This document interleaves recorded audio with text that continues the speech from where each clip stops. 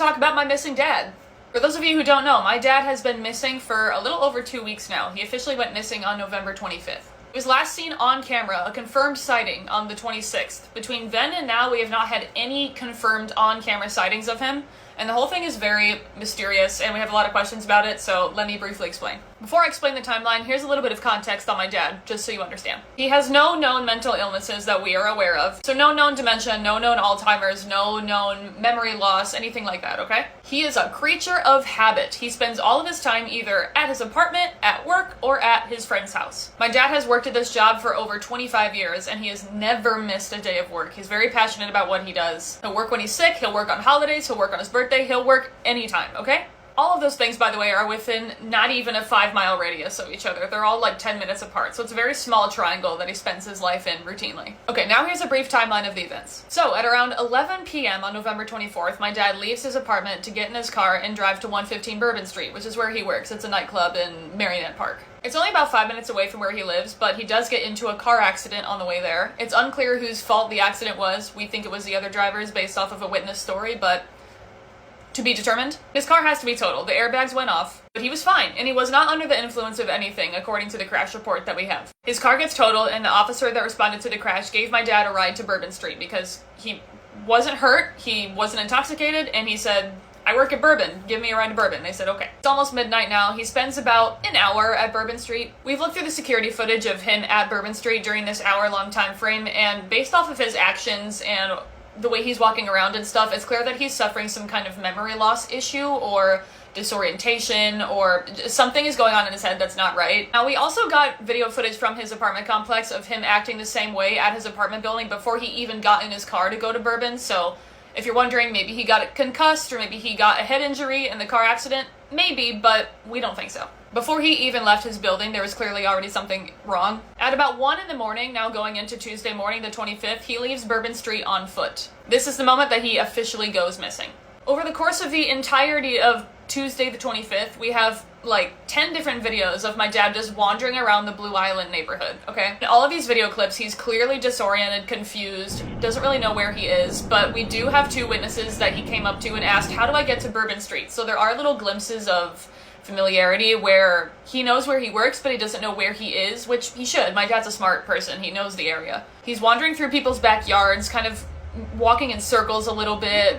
You know, none of it makes sense. And at this point, nobody knows that he's officially missing yet. It's not until later in the evening, like around 9 o'clock at night on November 25th, that his friends finally realize, okay, Dan is missing. He hadn't been answering his phone all day. He didn't show up for plans that he had with his friends that night, so that's when people realize, okay, what's going on? This is when I find out as well. I get a call from one of his coworkers saying, we can't find your dad, and I go, oh? Now going into the next day, November 26th, the day before Thanksgiving. This is the last time that we ever have any known video footage of my dad, and it was at around 6:30 p.m. of him like walking out of a church in Blue Island. And again, at that point on that day, we were just barely getting started with our search party efforts. So as far as his actual confirmed whereabouts, that's all that we know. So, between November 26th and today, what has happened? First of all, our search efforts have blown to a scale that I never would have been able to imagine. Neither would my dad, honestly. He never would have believed that this many people care about him. Because of how bizarre and uncommon this missing person story is, it has blown up in the news. At this point, I've done like 10 interviews with local and non-local news stations. Like, it's literally everywhere. It's insane. And not only that, but the local community around Blue Island, around the south side of Chicago, has been helping us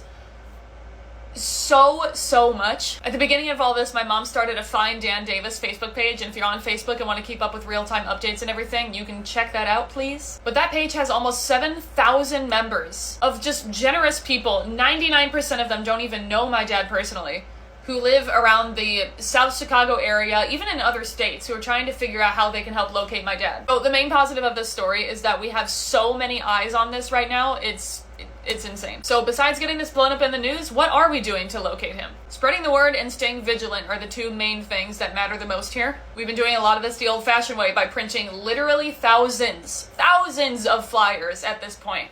And we are doing anything and everything you can imagine with them. We're taping them to bus stops, to businesses that let us. We're putting them on people's cars, under people's windshield wipers. We're going out to stores and physically handing them out to people and say, hey, my dad's missing. Oh, I've seen this in the news. Oh, good. Could you...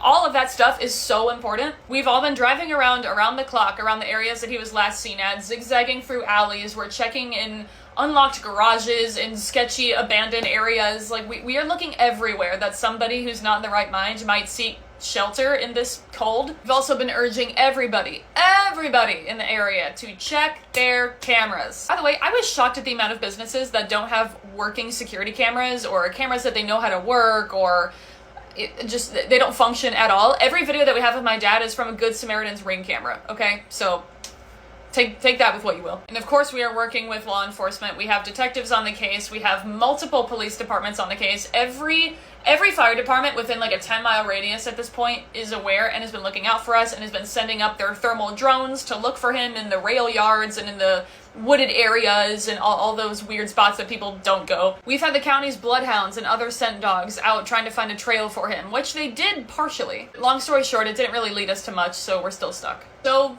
that's where we're at. That's what we've been doing. That's what we're still doing. That's what we're gonna keep doing until we find him. Frequently asked questions. Have you called all the hospitals and homeless shelters? Girl, that's literally the first thing we did. And we continue to do that literally every day. The hospitals are sick of hearing from us. Could he have fallen into a body of water? Not yet. All of the rivers have been thoroughly checked. They continue to get checked. He would have been found by now if that were the case. Could he have hopped on a train? Not likely. In the Blue Island area, there are a lot of trains that pass through all the time. There's Metra, there's freight trains. It's a possibility, but it's not likely due to his physical condition and the way that he couldn't even really walk straight, let alone climb a ladder and get into an empty box or anything like that. So we don't think it's possible for his state. Have we tried pinging his phone? Yes. The last time it was pinged was November 24th in the afternoon. So this was hours before he left his apartment and got in the car crash. Okay, so his phone either died or it broke or whatever. We don't know. So what can you do to help? You can share this video. If you see any of the flyers or any articles online, reshare them. Talk to your friends about this. Talk about my dad. Just keep this up and alive in the know. Because what we don't want to happen is this just rolls out of the news like every other media story and people forget about it in another 2 weeks. Because the more people that know about this, the more people that are vigilant on the daily, then the better our chances are of finding him eventually. Why haven't we had any visual evidence of him in 2.5 weeks? Truly, we don't know. So that about sums it up. We've been reassured by countless law enforcement professionals that what we are doing is correct. We are doing everything that we should be doing. So we just need your help, okay? Keep sharing, and we'll find my dad.